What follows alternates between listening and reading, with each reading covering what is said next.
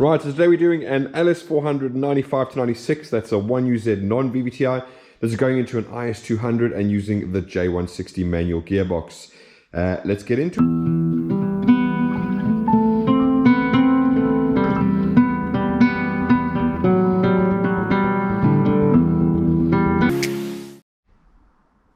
Right, so as discussed, this is a 95 to 96 LS400. It's a 1UZ non VVT-i. The customer's putting it into an IS200, so it is plug and play for an IS200, and it's using the J160 manual gearbox. Right, so what we're doing now today is obviously we're doing our usual testing. The first thing we're going to do is we're going to go through the entire layout of the harness and where it goes on the engine, so the customer knows exactly how to route everything and where it plugs in. Then we'll move on to the testing. That involves a couple of things, just the ignition on and obviously the engine running as well. But before we do that, I'm just going to cut through now and we're going to go and take a look at the whole build process of the harness so you guys can see what goes into building one of these, what it looks like underneath, okay? And then we'll come back and we'll start with the layout. So let's do that and we're back in a second.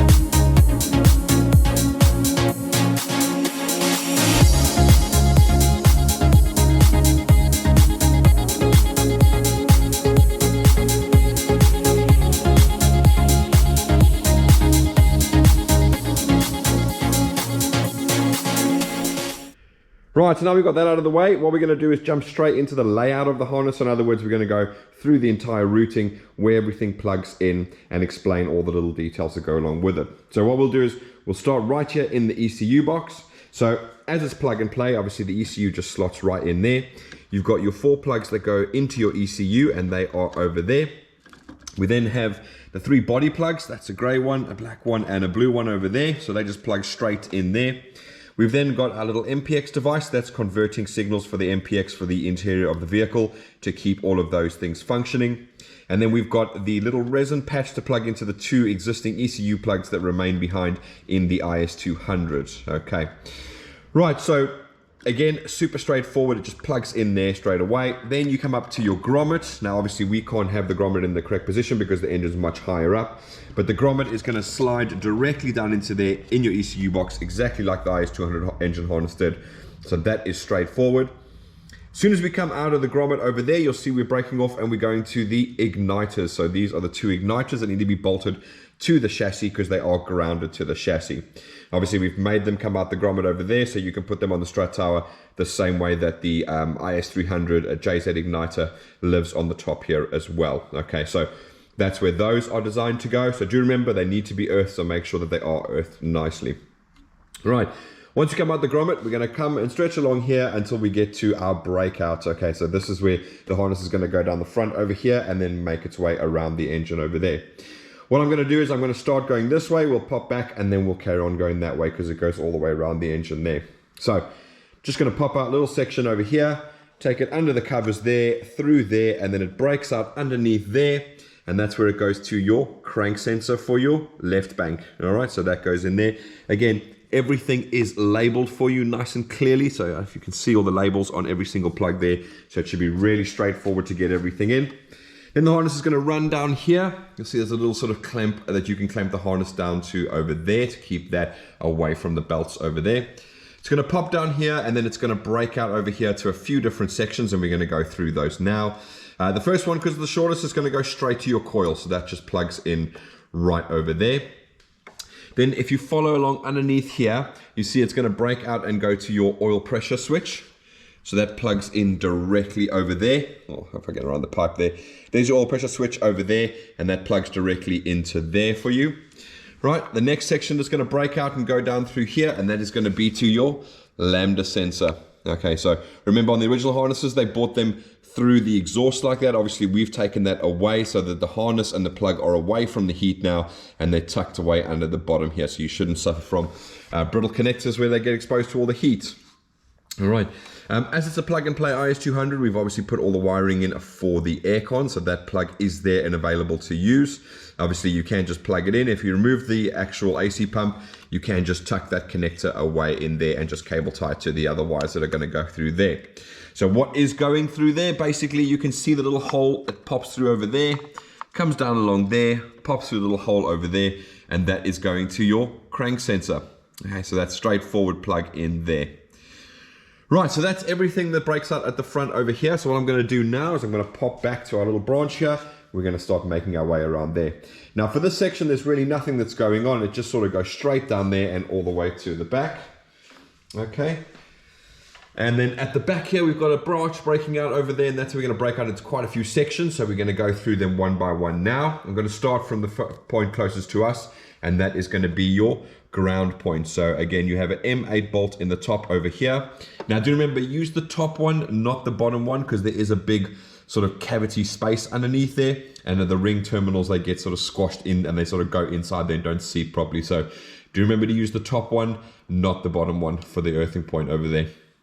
Right, next up we've got our sub harness. So this is the one that goes underneath the inlet manifold, and if you wait till the very end, you'll see we've got photographs of how it's installed underneath the inlet manifold, as well as how these harnesses go through over here as well. So hang around for that and you'll see all of those in detail. Again, obviously, because you guys like to upgrade, we have obviously put 2 shielded cables in here. So you can upgrade to Bosch wideband knock sensors if you did want to change the ECU. These ECU headers are still available, but they are end of life. So depending on when you get back to us, if you want, we can just make a patch harness from there and you can run any aftermarket ECU you want. And then obviously you can go around changing things like running, Bosch wideband knock sensors, etc. Okay, so that's that section over there. The next section, which is dangling over there and going over to that section over there, that's your gearbox harness. So it's got the reverse light and the speed sensor in there. So we'll get over to that when we get over to the other side, but difficult to see from here. All right, next up is kind of joined together, but they're 2 different sections. We've got our injector harness, which is a 12-pin DTM plug over here. And we've got our ICS, or idle speed control valve, and that's this plug over here. Now you'll see these harnesses do go under the middle, or not in the middle of the inlet manifold over there.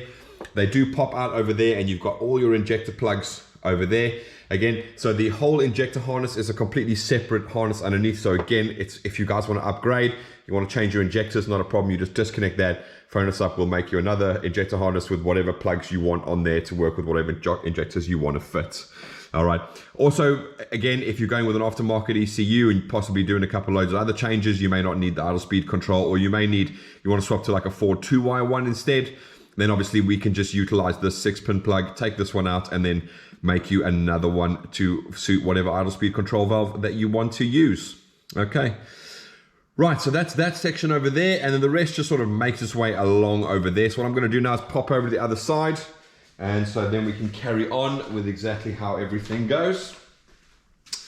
Right, so first thing I'm going to do is just pop along here, and you can see there's your reverse. And there is your speed sensor connector. Okay, so that's for your J160 gearbox over there. So that's just going to run down there, plug into all of those over there. Right, coming along here, the harness is just going to make its way around here. And again, because we're not having the injectors on this main harness here, they're obviously going through their own harness over there. So they just come through and plug in over there. Again, at the end, we'll have photos so you can actually see with this middle intake off and then how it's all routed in the middle there. All right. But it does go a little bit along, and then sort of about the middle of the throttle body there, it does break out, and that is breaking out to your TPS plug. All right, so just the only section that's breaking out there, just your TPS plug over there. All right, then the harness runs along to the front here. Then we have another breakout over here, and we're going to go to a few different sections here now. So we've got the single wire coolant temp sensor. So that's the one you're going to need for your MPX device for the temperature gauge inside the car. So that one you need there. I would advise replacing these two coolant temp sensors. Just they're cheap and they get old and brittle. Now it's going to be very difficult to see, but if you can see underneath there's your little gray plug there where my finger is. So that's your 2-wire coolant temp sensor, and that's for the ECU. So again, that one plugs in there. If you take a look through there, you're going to see there's a plug for your coil, and that goes right in over there. And then coming forward over here, you're going to see we have got our cam sensor plug, and that also comes out that little harness section over there. Okay, and then now that this is done, I'll just quickly, now that I've shown you where it is, it basically just slides into a little bracket that goes underneath the coil here. Anyway, I'll try and see if you guys can see it, but there's a tiny little bracket just underneath the coil here, and this plug just slides straight into there. So let's just get that in there. Well, I'll try if I can. You know what? Hang on. A little bit fiddly. Let me just put the camera down for a second so I can have two hands. And voila. So now you can see that is slot into that groove over there. Okay. Right, so that's that one. Then what the harness is going to do is it's basically going to come along here, go down to here, and it's going to have a breakout over here. That's where it's going to go to your mass airflow sensor. Okay, so this is the type of mass airflow sensor you need for a 95 to 97 1UZ-FE Non VVT-i. All right. Okay. Then the harness is going to carry on down over here. It's then going to break out on this section over there, which then goes down to our alternator sub harness. So again, exactly like with the majority of them, there are a lot of alternators that are interchangeable on these UZ engines. So we have put a adapter plug or a sub harness on here. So if you do ever need to change over, obviously you can just give us a call and we can make you whatever plug you require to fit your application. Okay, and then the next section that breaks out over there is going to pop down along here, and then it's going to go to your other Lambda sensors in your main bank.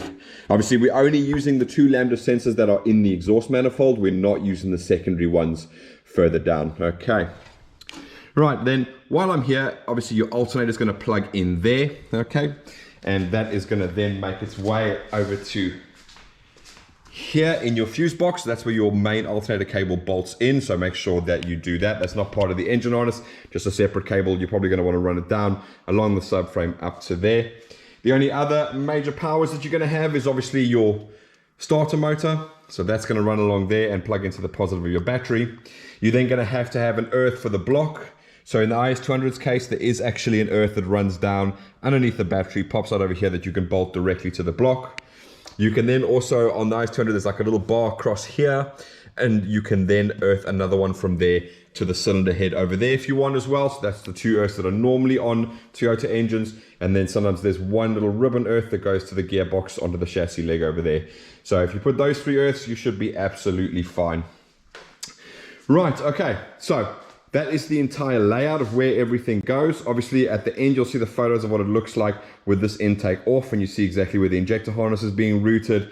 It is relatively straightforward, just pops out here, plug all your injectors on either side. Your idle speed control valve at the front here, that plug just comes through the center, pops out here, plugs straight into there as well. So really, really nice and easy to do that. And then obviously, like I said, if you guys want to upgrade to aftermarket, you could do things like change to Bosch wideband knock sensors. You can change whatever injectors you want from there. You can change the idle speed control valve, etc., etc.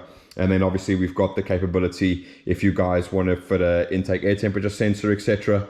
Obviously we can use the remaining ones from the idle speed control, if obviously you're not using the 6-wire one. Okay, and then we can add an IoT sensor into there as well. So there is the scope obviously for upgrading to go to the standalone ECU without too much work. Okay, you can use your existing harness and just add these sections on and add in what you want to add in.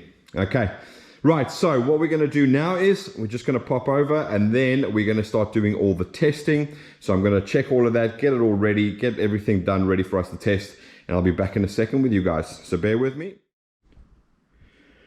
Rightio. Okay, so as I said, with the testing, there's going to be 2 sections. You're going to have a section where I'm just going to put the ignition on, do a couple of tests, and then we are going to actually start the engine up and carry out a couple of tests with the engine running as well. Obviously, it's nice to see the engine running. You guys can see that everything should be 100% by the time it gets to you. Plug straight in and fire it up. So what are we going to test with the ignition on? Because it's plug and play, there's a few extra things over normal. We're going to be looking at the ambient temperature. So what I mean by that is the outside temperature display. Now, this is what we call our analog MPX device because it converts analog signals over to MPX. It's not relying on signals from the ECU itself. Okay, and because of that, obviously the ambient temperature just displays 18 degrees all the time, centigrade, 18 degrees centigrade.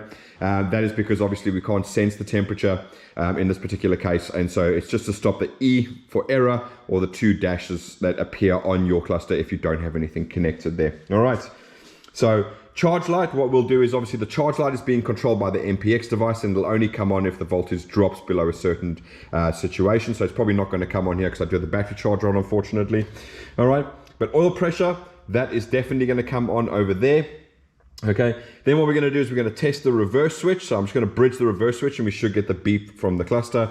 And then moving on to the speed sensor, I'm going to test that as well by force feeding it a signal, and then we should see the actual signal appear on the dash over there. All right, once we've done that, then what we're going to do is we're going to move to the engine running, and that's going to be the starter circuit. So I just want to make sure that when I plug the key, turn the key to the start position, the engine does fire over. As you can clearly see, it's all plugged into the original car. So as long as I can do that and it works, everything is going to be absolutely fine.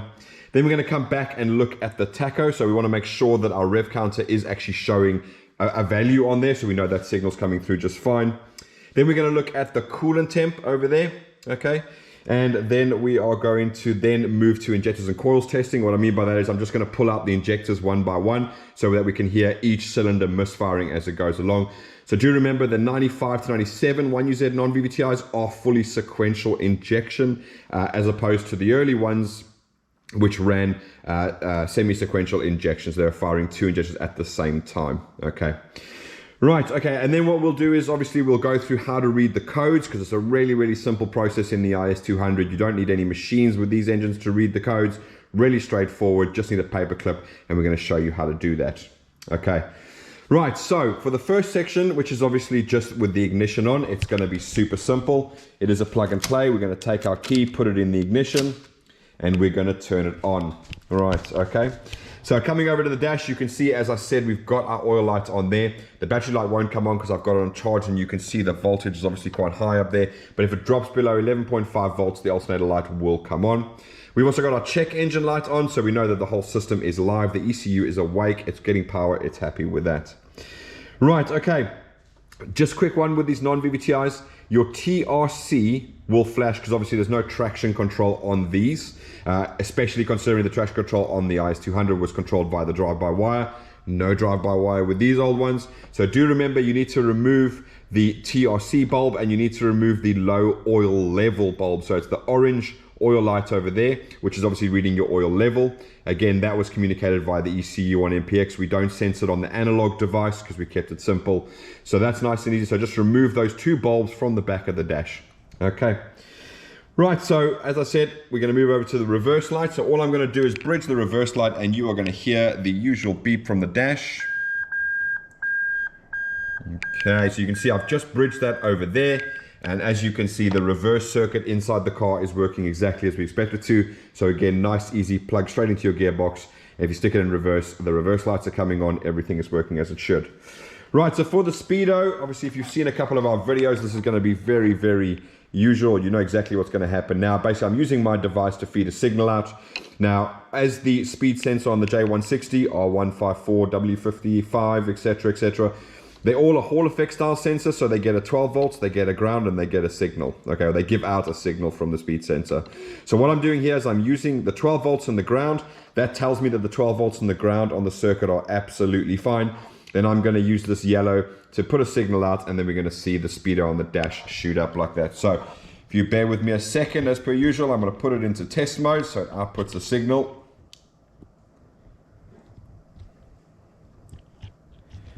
Okay, so that's flashing as we expect it to, and as I plug in the yellow wire, there you go. So you can see straight away, all I've done is plug in the yellow wire, and as I remove the yellow wire, there the speed signal goes. Okay, Right, so that is nice and simple, and obviously what I'm doing is I'm testing it at the plug to make sure that there's no breakages in either the crimping of the terminal or the harness itself. So obviously that is relatively straightforward. Little tip for you guys. I noticed on some occasions, I think people are bumping the sensors when they're installing the engines and in and out and in and out and in and out as they're doing the swap. If you're not getting a speed signal from your dash, a nice, quick, easy test. I say quick and easy, it is if you have a ramp. But basically take the speed sensor out the gearbox, leave it plugged in, tape a drill to it, and then just whack it with a buddy inside the car with the ignition on. If you spin the speed sensor and you get a signal on your dash, but when you drive you don't, then clearly you know the problem is with the gearbox itself. Okay, so it's a nice easy test just to determine exactly where your problem lies, whether it's with the actual sensor itself or whether it's with the actual gearbox itself. Okay, so you can start to fix that particular issue. Okay, right, so that is the set part with the ignition on. So what I'm going to do now is, in actual fact, we can already see the coolant temp is already off the needle there. So what I'm going to do now is, I think we'll just jump straight into the actual engine running part from here. Well, actually, I lied. Let me go grab my ear protectors and I'll be back in a second and we'll jump into that. So bear with me. Right, okay, so I've got my ear defenders. Obviously, it's a very loud engine. We've got no exhaust on here, just the manifolds on there. So easy to protect my ears. I'll be going deaf in a year or so. Right, okay, so just a quick recap. All we're going to be testing now is obviously we're going to be turning the key to the start position. That tells us that the whole starter circuit is absolutely fine, and that'll go right ahead, no problem over there. Then what we're going to do is we're going to come back here. We're going to look at the tacho signal on the dash, make sure that it is coming through there. Obviously the coolant temp we've already seen, so we know that that is actually working as well. And what I will do is, I do have a video on how to adjust it because the analog device was never meant for any particular engine. It's actually designed for guys that want to swap anything into an IS200 because it doesn't care what engine or ECU is in there. It's literally taking analog signals from single wires that are on your engine. And so therefore you could put a BMW engine, you could put a Volvo, you could put a VW, you could put whatever engine you wanted to, the device will work with it because it doesn't care what is in there. Okay, so what I'll do is I'll put a link up to the video. I show you guys how to adjust the temperature. Again, we left it like that so you guys could use whatever temperature sensor you wanted to get a signal, because again, it wasn't designed for one specific type of engine. Okay, so I've roughly set it up over here because obviously I do have my fans on over there, so I know when the engine is up to sort of running temperature over there.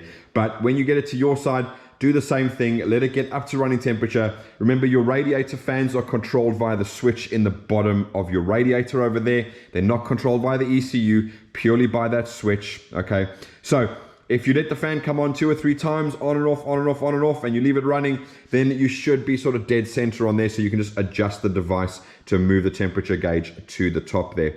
Just a word of caution, if you don't connect a temperature sensor, the default of this is to put the temperature right to full hot. Okay, it's a way of saying there's something wrong, I've not got any connection to a temperature sensor. Okay, so if you go ahead, put the harness and everything in, jump in, turn the car on and go, oh shit, the temperature gauge is shot all the way to hot, not a problem. That is just the default position. As soon as you plug the temperature sensor in, it will go down. Okay, right, so now that I've gone through that, let me put these on, let's get it started, and we'll carry out the test that we're going to do. So bear with me.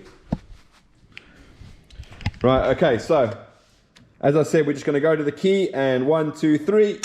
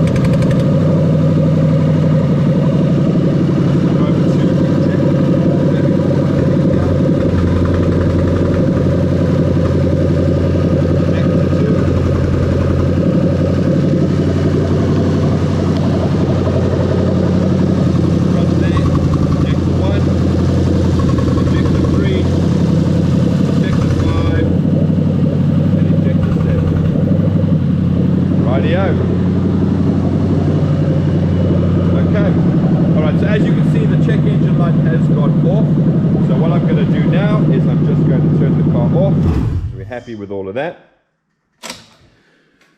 Okay, I'm going to take these off, otherwise I'm going to be screaming and shouting at you guys. Right, okay, so as you can see with it running, we've got no check engine light on there at all. Obviously, I've started this quite a few times to make sure that nothing appears in terms of codes. Now, how to read the codes. Now, the way we're going to read the codes is through the old system where you basically bridge a couple of terminals and then you'll see the check engine light start flashing like Morse code, okay? Now, there's a couple of ways to do it, and it's going to depend on the year of your car. So, pre-2001, which this one was, I think, a 98 or a 99, the shell, okay, basically you look over here and you see you've got a diagnostic port over there, right? Inside there you can see you've got TC and E1, so there's very few terminals in here. There's only 1, 2, 3, 4, 5, and there's 2 underneath there, so 6 and 7, okay? So those are the only terminals that are in there, and it's only pre-2001 that has this one, and all you need to do is literally bridge TC, which is that one over there, and E1, which is that one in the top over there. You just get a paper clip, you bridge it together, you switch on the ignition, and then you'll see the check engine light start to flash away. Right, okay. The other way to do it, because obviously if your vehicle is after 2001, you don't have the diagnostic port, but both vehicles, whether it's 98 to 2001 or 2001 onwards, obviously have their usual OBD2 port, okay? Now, you have the exact same wires in there. You have TC and you have ground. That's what E1 is, just the ground over there. So in this case, you'll see here, so we've got basically, I think it's 16 over there. There's 4, there's 5, which is both earths, and there's 7, which is SIL, which is normally the communication that it goes on there. So that's 7, 8, and then it's 9, 10, 11, 12, and then 13, okay? Which I'm pretty sure, yeah, it is 13, and that is going to be TC. So again, if you have these, you get a little paper clip and you bridge those two together, okay? So again, you've probably seen the videos on YouTube about bridging your OBD2 port with a paper clip, and then you can get all your codes. That is exactly what we're doing. And because it's plug and play, obviously everything works exactly as it would in that particular case. What I'm going to do now, because it's much easier for me to get into that diagnostic port at the front there, okay, I'm going to go bridge it now, and then you're going to see exactly what's going to happen. So bear with me while I quickly put those into the correct place. Okay, so I've got E1 in there. Right, so I'm going to bridge that now, but what I'm going to do is I'm going to go over to you and show you exactly what's going to happen. So as I bridge it, see check engine light goes out, and then it goes 1, 2, and we got 1, 2, 3, 4, 5, 6, 7. So that's 27. And you got 1, 2, 1, 2, 3, 4, 5, 6, 7, 8, and 9. There you go.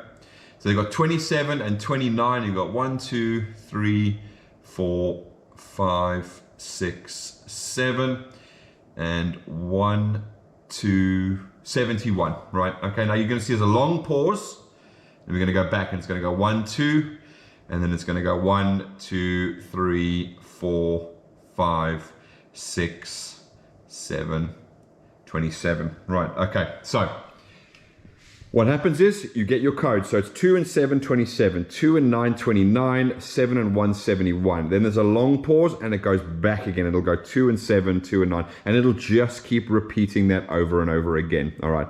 The reason I do that is because those are the 3 codes, and only the 3 codes that you should have on your system, as you can see clearly there. Okay. 27 and 29, those are the secondary Lambda sensors. They obviously do not affect fueling. They do not cause a check engine light, because you can clearly see the check engine light is off. And obviously 71 is the EGR. Again, clearly not connected, because nobody does. And again, it does not cause a check engine light. It does not affect the way it runs. So all 3 of those codes are perfectly fine. I just want to show you those codes so that you know which ones you should have. So if you do get any other ones, you know there's a problem. Okay, so as an example, your mass airflow sensor, that's 24 and 31. 24 is intake air temperature, 31 is actual MAF as well, the actual airflow part of it. Then you have, I think, 21 and 28, and I think those are the 2 Lambda sensors for either bank over there. I will give you in the welcome pack, Joshua, a complete code list, so you'll have exactly what any of the codes mean and exactly how to fix those particular issues. So don't stress about that. You'll have all of that information to hand, and again, you can give us a shout at any time if you want to do that. Okay, right, so Joshua, all we got to do now is get this boxed up, get it off to you so you can get it in your car and get it all up and running. And for anybody else, if you have Any questions, please let us know. You can comment down below. I try to get them as much as I can. Obviously, I'm the only one that can answer these sort of questions, so please do bear with us in that particular case. My wife can also take messages. So again, if you get us on our Facebook page, Phoenix Engine Management, she'll usually be the one that contacts or responds to you first on there. But thanks for watching, guys. And Joshua, let's get this boxed up. Let's get it off to you. And again, Joshua, if you do have any questions at any stage, please don't hesitate to call us. This video is obviously here to help you in terms of installing everything. Wait around for the pictures because it's going to show you all the stuff in the middle so you have a good idea as exactly what it looks like when it should be installed. And for everybody else, thanks for watching and we'll see you again soon. Bye.